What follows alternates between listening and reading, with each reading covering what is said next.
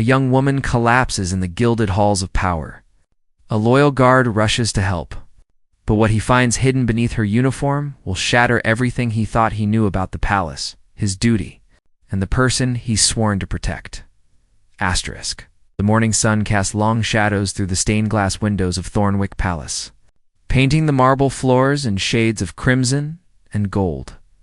Kate moved quickly through the corridor, her footsteps echoing against the high ceilings.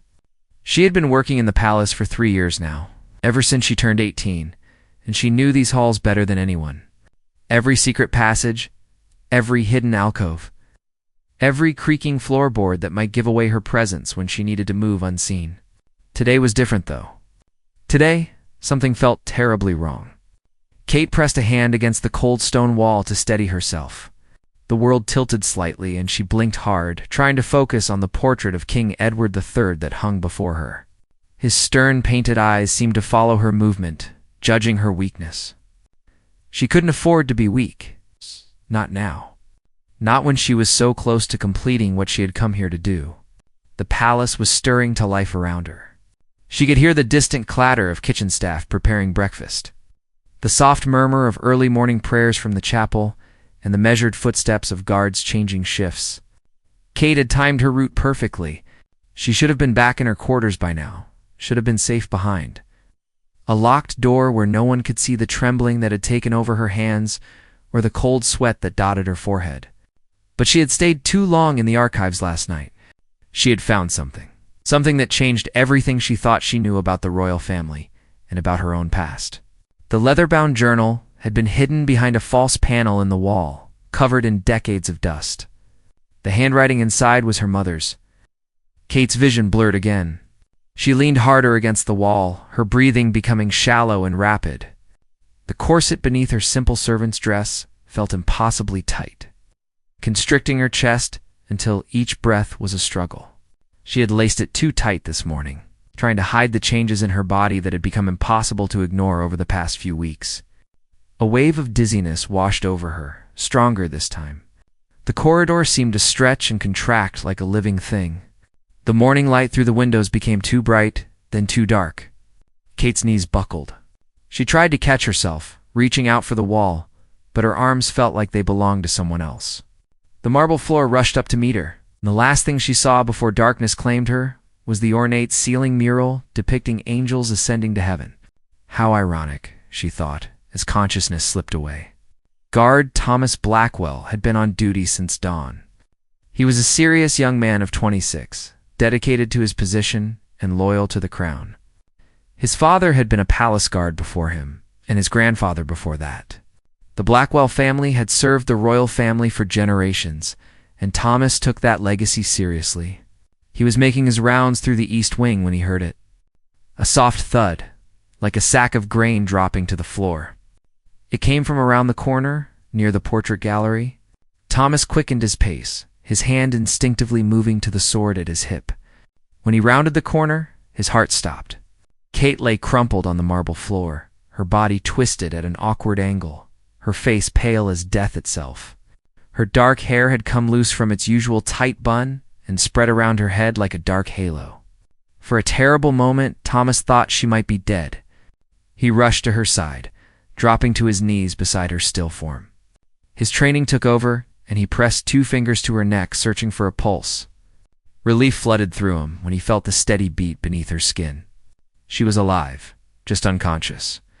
Thomas had seen Kate around the palace many times over the past 3 years. She worked in the lower levels, helping with cleaning and sometimes assisting in the kitchens. She was quiet, kept to herself mostly, but he had noticed her. It was hard not to notice someone so dedicated to their work. Someone who seemed to fade into the shadows as if she wanted to disappear entirely. He needed to get help, needed to call for the palace physician, but something stopped him. As he moved to lift Kate into a more comfortable position, his hand brushed against something hard beneath her dress, near her midsection. It wasn't natural, wasn't the soft give of flesh and fabric. Thomas hesitated. He knew he shouldn't, knew it was improper, but something told him this was important. With careful, respectful movements, he pulled aside the edge of her shawl and loosened the top of her dress, just enough to see what was hidden beneath. What he found made his blood run cold. Strapped to Kate's torso, hidden beneath layers of clothing and that painfully tight corset, were documents. Rolled papers bound with black ribbon, sealed with wax that bore a crest Thomas recognized immediately. It was the royal seal, but not the current one. This was older, from the previous king's reign. King Malcolm, who had died under mysterious circumstances 15 years ago, leaving the throne to his younger brother, the current King Richard. Thomas's mind raced. Why would a simple servant have documents bearing the old king's seal? And why go to such lengths to hide them? His duty was clear. He should call for help, should report this to his commanding officer immediately. These could be stolen documents, evidence of treason. But something in Kate's pale face stopped him. She looked so young lying there, so vulnerable. And there was something else, something he had seen in her eyes on the rare occasions when their paths had crossed in the palace corridors. A deep sadness, a weight that no young woman should have to carry. Kate's eyes fluttered open. For a moment, she seemed confused, disoriented. Then her gaze focused on Thomas, and he saw pure terror flash across her face. Her hand moved instinctively to her chest, feeling for the documents. When she realized they were still there, partially exposed, the color drained from her face even more. She tried to sit up, tried to pull away from him, but her body wasn't cooperating. Another wave of dizziness hit her, and she swayed dangerously. Thomas caught her shoulders, steadying her. Thomas knew he was at a crossroads. Every moment he delayed reporting this was a moment he betrayed his oath, his duty, everything he had been raised to believe in. But looking into Kate's frightened eyes, seeing the desperation there, found himself asking a question instead of raising an alarm. His voice was low, barely more than a whisper in the empty corridor. The question hung in the air between them, heavy with implications that would change both their lives forever. Kate's heart hammered against her ribs as she stared up at the guard. She recognized him now. Thomas Blackwell, one of the most respected guards in the palace. He came from a family of loyalists, people who would die for the crown without question. She was finished. Everything she had worked for, everything she had risked, would end here on this cold marble floor. But Thomas didn't call for help. Instead, he was looking at her with something that wasn't quite suspicion. It was more like concern mixed with curiosity. His hand was still on her shoulder, steadying her, and his voice when he spoke was gentler than she expected. She had to think quickly. Kate's mind raced through possibilities, through lies she could tell, but something about the way Thomas was looking at her made her pause. There was honesty in his eyes, a genuineness that she hadn't seen in anyone at the palace for a long time. Most people here wore masks, played roles, hid their true intentions behind polite smiles and careful words. Kate made a decision that went against every instinct of self-preservation she had developed over the past 3 years. She decided to tell him the truth. Not all of it, not yet, but enough. She took a shaky breath and sat up slowly, grateful that Thomas kept his hand on her shoulder to steady her. The corridor was still empty, but it wouldn't stay that way for long. Morning prayers would end soon, and this area would be filled with nobles and clergy moving between the chapel and the dining halls. Kate pulled the documents closer to her body, but she didn't try to hide them completely anymore. There was no point. Thomas had already seen them. She met his eyes directly, searching for any sign that he had already decided to turn her in. What she saw instead was patience. He was waiting for her to speak, giving her the chance to explain. Her voice came out hoarse and shaky at first. She told him that her name wasn't really Kate. Well, it was, but it wasn't her full name. She was Catherine Elizabeth Thornwick, daughter of Lady Margaret Thornwick, who had been one of King Malcolm's most trusted advisors before his death. Thomas's eyes widened at this revelation, but he didn't interrupt. Kate continued, the words flowing faster now. She explained that her mother had died 6 months after King Malcolm, officially from a fever, but Kate had always suspected otherwise. Before her mother's death, Margaret had made Kate promise to come to the palace when she was old enough to find the truth about what really happened the night King Malcolm died. The documents strapped to her chest were her mother's personal records from that time. Kate had spent 3 years working her way into the palace's lower ranks, gaining access to areas that most nobles never saw. She had searched through archives, listened to whispered conversations, and slowly pieced together a picture that was very different from the official story. King Malcolm hadn't died from a hunting accident as everyone believed. He had been murdered, and the evidence suggested it was someone close to him, someone within the palace walls. Her mother had been investigating when she suddenly fell ill. These documents contained her findings, including names, dates, and connections that pointed to a conspiracy at the highest levels of power. Kate's hands trembled as she spoke. She told Thomas about finding her mother's hidden journal the night before, about reading her final entries written in a shaking hand as illness consumed her. Margaret had known she was being poisoned. She had written down everything she knew, hidden her evidence, and made sure Kate would find it when the time was right. Thomas listened in silence, his face unreadable. When Kate finished, she waited for his response. For him to stand up and call for the other guards, for her life as she knew it to end. She had gambled everything on a stranger's integrity, and now she would face the consequences. But Thomas surprised her. He helped her to her feet, steadying her when she swayed again. Then he quickly checked both ends of the corridor. They were still alone, but not for much longer. He could hear voices approaching from the chapel direction. Thomas made a decision that shocked them both. He told Kate to follow him, and he led her quickly through a servant's door she had never noticed before. It blended perfectly with the wood paneling of the wall. They moved through a narrow passage that Kate realized must be one of the old servant corridors, built so that staff could move through the palace without being seen by the nobility. They emerged in a small, dusty room that looked like it hadn't been used in years. Old furniture, covered with sheets, filled the space, and weak morning light filtered through a single grimy window. Thomas finally released her arm and turned to face her properly. He told her that his grandfather had been there the night King Malcolm died. Thomas had grown up hearing the official story, but his grandfather had always been troubled by it. On his deathbed 2 years ago, the old man had told Thomas that something wasn't right about that night, that there were questions that were never answered, witnesses who suddenly changed their stories or disappeared entirely. Thomas had dismissed it at the time as the confused ramblings of a dying man, but he had never forgotten his grandfather's words. The old guard had made Thomas promise to always question orders that didn't sit right, to remember that their duty was to truth and justice, not just blind loyalty. Seeing Kate with those documents, hearing her story had brought all of that back. Thomas knew he was taking a massive risk. If he was wrong about Kate, if this was some elaborate scheme, he would be charged with treason alongside her. But something in his gut told him she was telling the truth.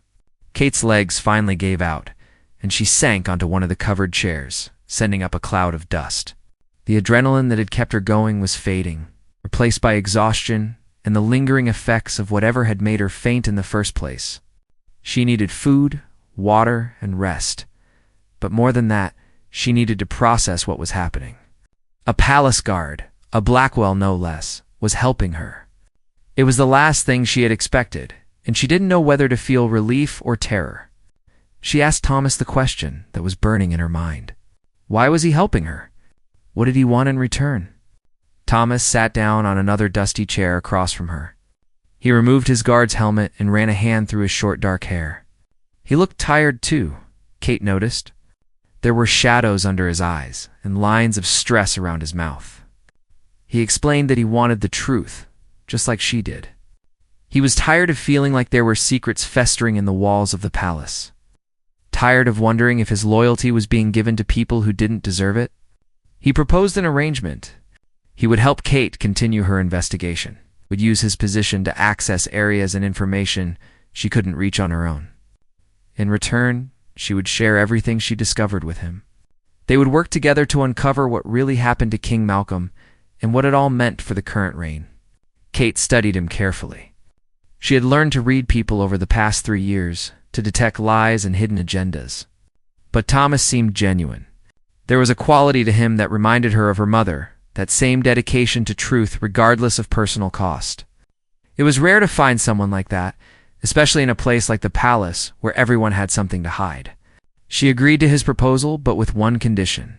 If they did this, they had to be careful. They couldn't trust anyone else, couldn't let anyone suspect what they were doing. One slip, one moment of carelessness, and they would both end up dead or worse. Thomas nodded, understanding the gravity of what they were agreeing to. He stood and offered Kate his hand.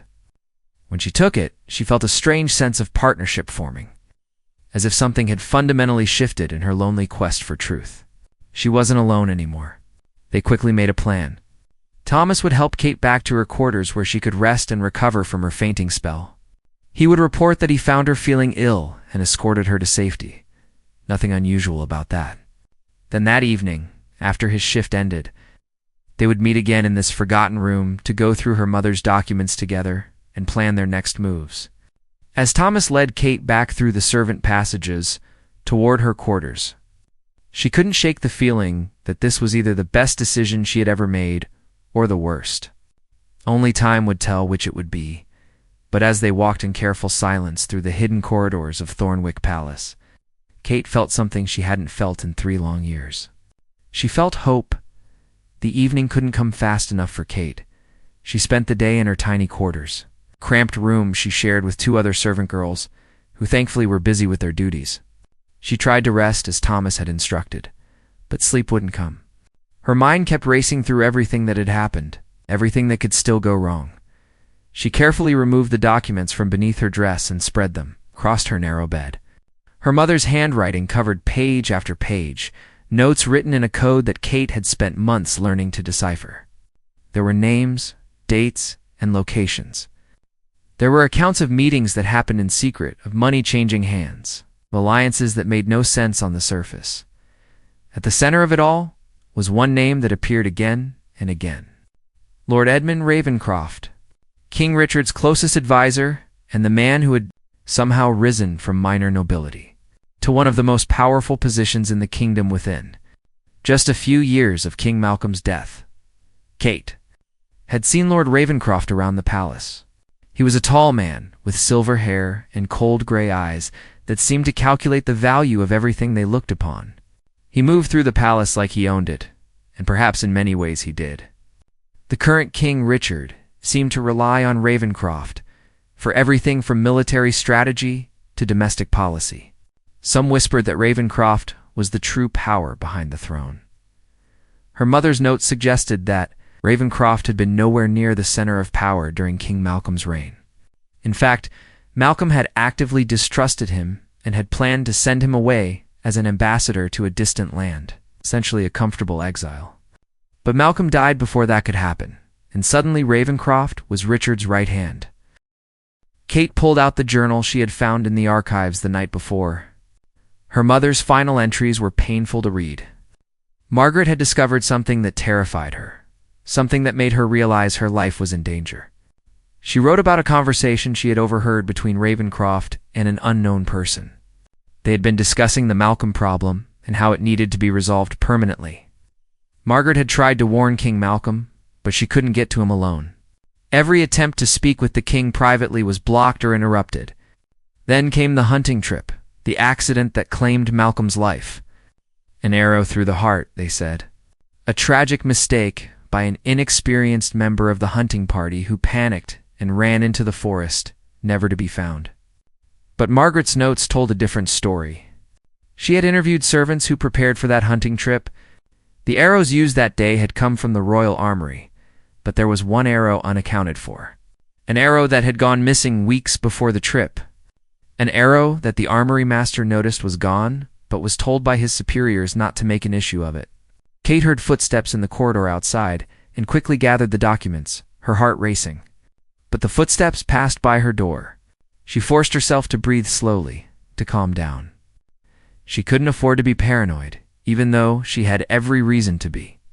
When evening finally arrived, Kate waited until the other servant girls were occupied with dinner preparations before slipping out.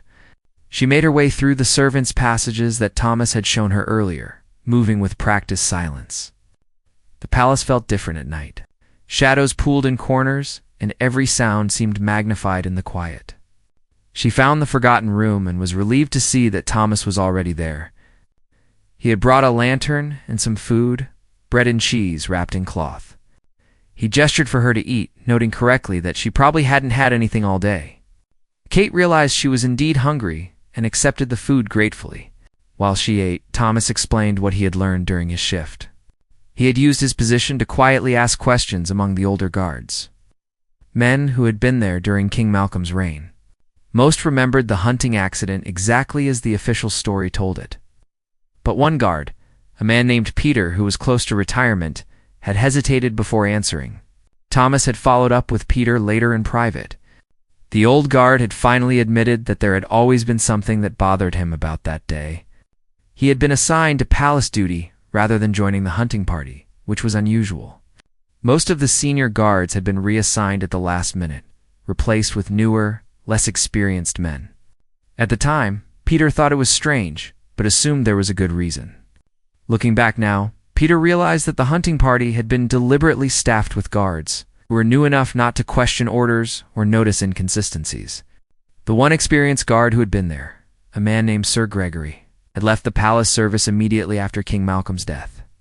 He had moved to a remote estate in the north and refused all contact with anyone from his former life. Kate listened intently, her mind connecting the pieces. She shared what she had found in her mother's documents, and together they began to build a timeline. 2 weeks before the hunting trip, Lord Ravenscroft had made several large payments to various people.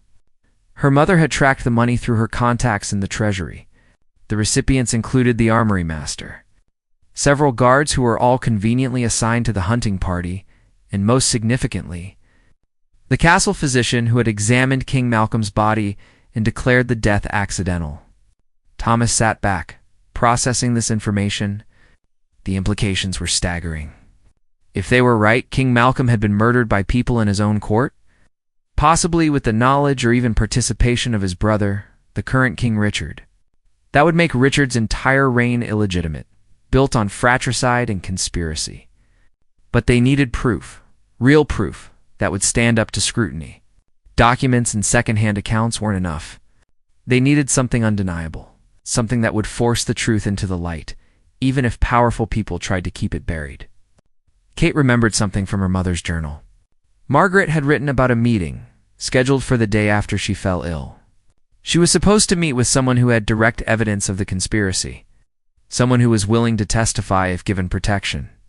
But Margaret had never made it to that meeting, and she never wrote down who the person was, probably to protect them. Thomas suggested they try to find out who Margaret was supposed to meet. If that person was still alive and still willing to talk, they might have what they needed. But how could they find someone when they didn't even know who they were looking for? Kate pulled out the journal again and read through her mother's final entries more carefully. There was one cryptic line that she had initially dismissed. Margaret had written, "The rose remembers when thorns forget." It seemed like nonsense, like the fever had already started to affect her mind when she wrote it. But Thomas leaned forward, his expression suddenly intense. He asked Kate if her mother ever used codes or symbols in her writing. Kate confirmed that she did. The entire journal was essentially written in a personal cipher that only Kate would understand. Thomas pointed to the line about the rose and thorns. Thornwick Palace was surrounded by rose gardens, famous throughout the kingdom. The royal family's symbol was a golden rose on a field of thorns. What if Margaret wasn't being poetic? What if she was leaving a clue about where to find her contact, or where evidence was hidden? Kate's mind raced. The rose gardens. There were dozens of them throughout the palace grounds, some formal and carefully maintained, others wilder and more overgrown. Her mother had loved those gardens, had spent hours walking through them. If she had hidden something or arranged a meeting place, it would make sense to use the gardens. But which garden? And what exactly were they looking for? They needed more information, needed to narrow down the search. Thomas suggested they look for any records of her mother's activities in the days before she fell ill. Where did she go? Who did she see? Maybe there would be a clue in her routine. Kate remembered that her mother had kept detailed appointment books. After Margaret died, all of her personal effects had been packed away and stored. The palace kept records of everything, and servant possessions of deceased staff were typically held for a year before being discarded.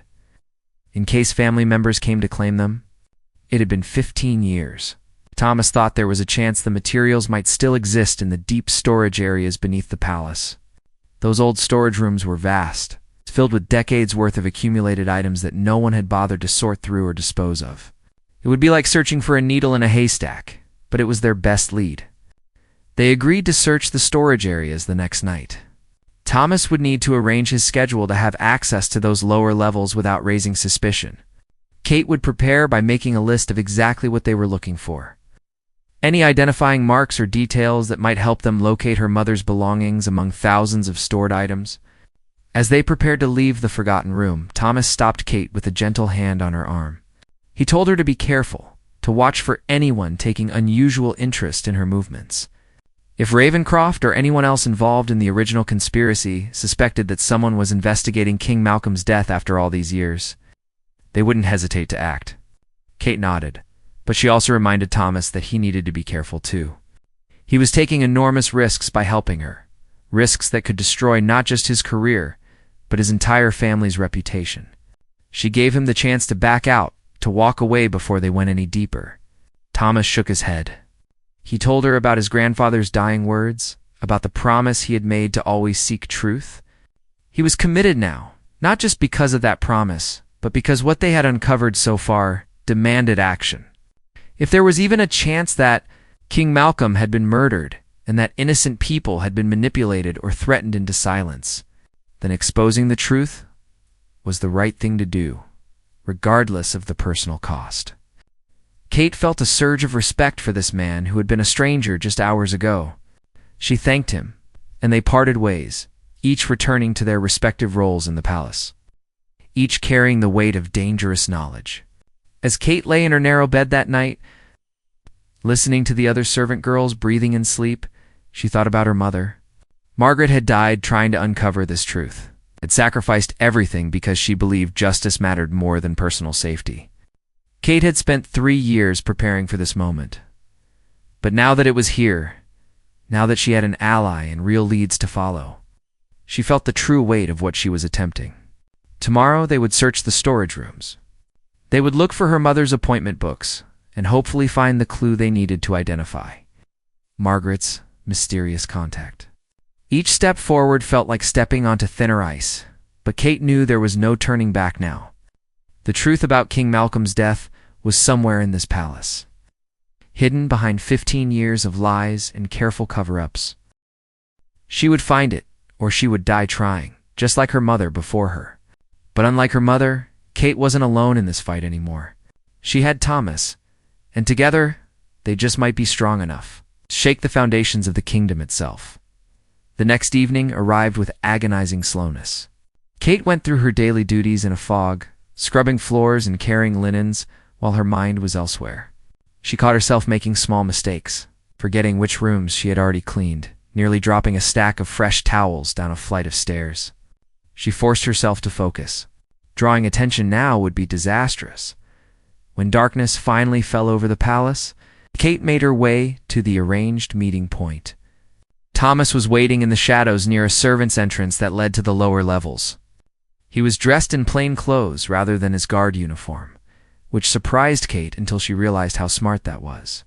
A guard wandering the storage areas might raise questions, but a man in simple clothing could be anyone on Palace's business. Thomas had brought 2 lanterns and a rough map he had sketched of the storage level layout. He explained in whispers that he had spent his lunch break asking casual questions about the storage areas, learning where different types of items were kept. Personal effects of deceased staff were supposedly kept in the northwest section, though the old steward he spoke to admitted that organization down there had broken down. Years ago, they descended a narrow stone staircase that seemed to go on forever. The air grew colder and damper with each step. Kate pulled her shawl tighter around her shoulders. Finally, they reached a heavy wooden door that creaked loudly when Thomas pushed it open. The sound echoed through the darkness beyond, and both of them froze, listening for any sign that they had been heard. But there was only silence. Deep and absolute, the lantern light revealed a vast space filled with countless items covered in dust and cobwebs. Furniture, trunks, boxes, rolled carpets, old paintings, clothing on racks that looked like ghost armies standing in formation. The ceiling was low, supported by thick stone pillars that disappeared into the shadows. It felt like they had stepped into a forgotten kingdom beneath the palace. A place where time had stopped decades ago, Kate felt overwhelmed looking at the sheer amount of items they needed to search through. But Thomas had a plan. He suggested they split up to cover more ground, each taking a section and looking for anything that might have belonged to Lady Margaret Thornwick. Kate agreed, though the thought of separating in this dark, airy place made her nervous. She took her lantern and moved deeper into the storage area, reading labels on boxes when she could find them. Many had no labels at all, their contents a mystery. Some boxes were marked with dates from 50 years ago or more. She found herself wondering about all the lives represented here. All the people who had worked in the palace over generations, whose possessions ended up in this forgotten space, after what felt like hours of searching. Kate found a section where boxes were labeled with years from around the time of her mother's death. Her heart rate quickened. She began checking each box methodically, looking for her mother's name or any indication of who the items had belonged to. Then she saw it. A medium-sized trunk with brass corners, tarnished with age. The label read, Lady Margaret Thornwick, deceased spring year of the Golden Rose. That was the ceremonial name for the year her mother had died. Kate's hands shook as she knelt beside the trunk and tried to open it. The latch was stiff with age and rust. Finally, it gave way with a loud click. Inside, Kate found pieces of her mother's life. Dresses carefully folded, now smelling of age and dust. Books on law and governance. A small jewelry box containing simple pieces that Kate remembered her mother wearing. And at the bottom, wrapped in oilcloth that had protected them from moisture and decay, 3 leather-bound books. Kate pulled them out carefully and opened the first one. It was an appointment diary, exactly what they had been hoping to find. She called out softly for Thomas, and within moments he appeared at her side, his own lantern casting more light on their discovery. Together they paged through the diary. Looking at her mother's entries from the weeks before her death, Margaret had kept meticulous records of every meeting, every appointment, every conversation of importance. Kate traced her finger down the pages, looking for anything unusual, any name that stood out. Then she found it. 3 days before Margaret fell ill, there was an entry that read simply Rose Garden, Eastgate, midnight, Thornwatch. The word Thornwatch was underlined twice. Thomas looked at Kate with excitement and confusion. Thornwatch wasn't a name, it was the title of the old palace groundskeeper who tended the rose gardens. That position had been held by the same family for generations. But the current groundskeeper was a young man named David, who had inherited the position from his father about 10 years ago. Kate's mind raced. If Margaret had arranged a midnight meeting with the Thornwatch in the rose garden, then the groundskeeper must have known something about the conspiracy. But that would have been the old Thornwatch, David's father. Was he still alive? And if so, would he remember a meeting that was supposed to happen 15 years ago, but might never have taken place because Margaret fell ill before she could attend? Thomas suggested they needed to speak with David, to find out what happened to his father and whether the old man might still be alive and willing to talk. But approaching David directly was risky. If he was loyal to Ravencroft, or anyone else involved in the conspiracy, he might report them immediately. Kate continued searching through her mother's trunk and found the other 2 books. One was a financial ledger, where Margaret had tracked the suspicious payment she had discovered. The other was a smaller notebook filled with what looked like poetry at first glance. But Kate recognized it as more of her mother's cipher writing. She would need time to decode it properly as Kate was carefully repacking the books to take with them. Something else in the trunk caught her eye. A small wooden box, no bigger than her palm, hidden in a pocket sewn into the trunk's lining. She pulled it out and opened it. Inside was a single key made of brass, with an ornate head shaped like a rose. Thomas and Kate exchanged glances. What did this key open? It was too fancy to be just a door key, too carefully hidden to be unimportant. Kate pocketed the key along with the books. Whatever it opened, they would figure it out. They were about to leave when Thomas suddenly grabbed Kate's arm and extinguished his lantern, gesturing urgently for her to do the same. Kate's heart hammered as she blew out her flame, plunging them into absolute darkness. Then she heard what Thomas had heard, footsteps, descending the stairs they had used to enter the storage area. They moved quickly, but quietly.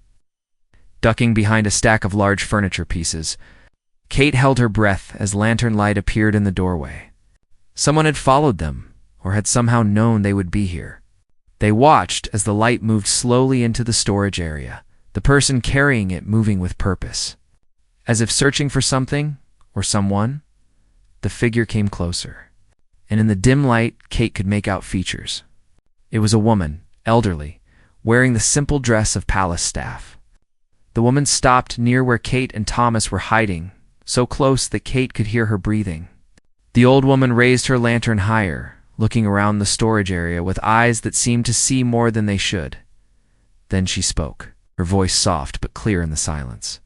She said that she knew someone was there, knew they were looking into old secrets that powerful people wanted to stay buried. She said she was a friend, that she had been waiting 15 years for someone to come searching.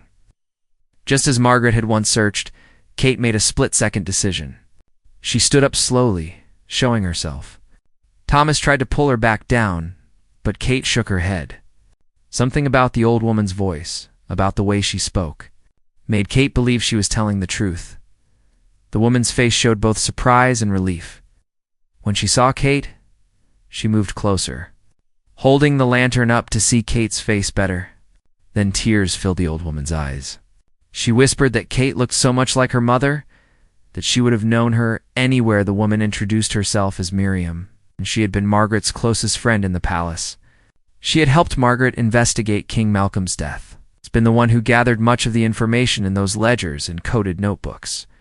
When Margaret fell ill, Miriam knew it was poison, but couldn't prove it. She had wanted to continue the investigation but had a young daughter to protect. So she had stayed silent, waiting and hoping that one day Kate would come. Thomas stepped out from the shadows as well, and Miriam studied him carefully. She recognized the Blackwell family features and seemed satisfied that Thomas was who he claimed to be. She told them they were in terrible danger being here.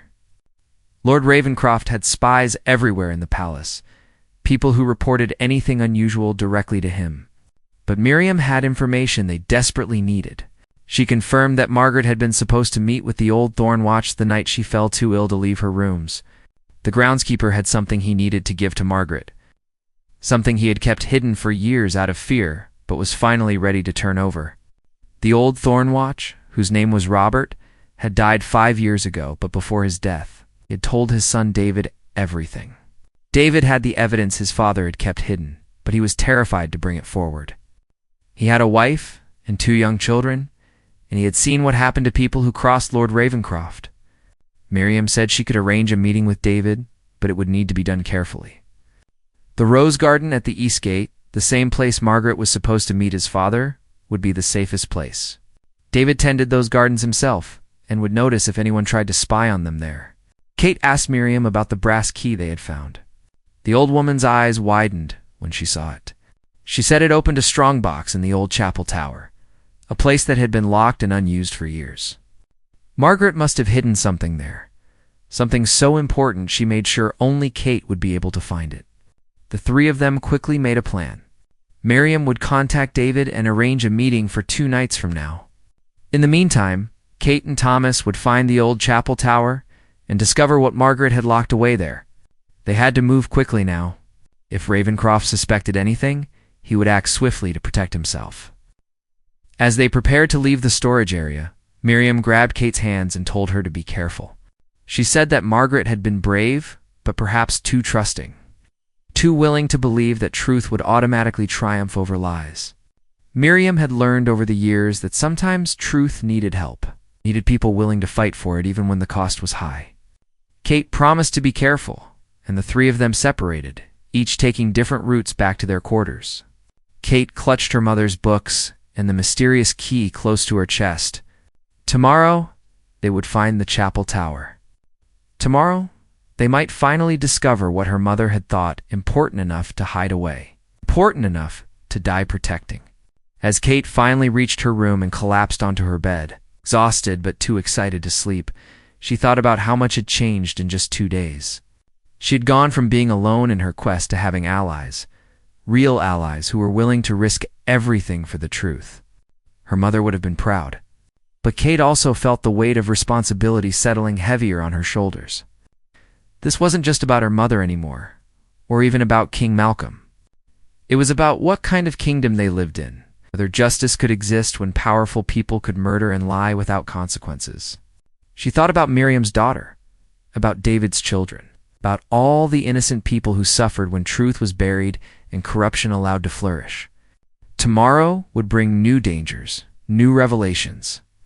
The chapel tower held secrets that had waited 15 years to be discovered. And in 2 nights, they would meet with David in the rose garden. The same garden where her mother had planned to meet his father all those years ago. Kate felt like she was following in her mother's footsteps, finishing the journey Margaret had started. She pulled out the brass key and held it up in the moonlight coming through her small window. Whatever lock this key opened, whatever Margaret had hidden away, Kate would find it. She would expose the truth about King Malcolm's death and hold those responsible accountable, no matter how powerful they were. The palace above her slept, unaware that beneath its gilded exterior, the foundations of the current regime were beginning to crack. Soon, very soon, everything would change. Kate closed her eyes and finally allowed herself to rest. Knowing that the next day would require all her courage and strength, the truth was within reach now, and nothing would stop her from grasping it.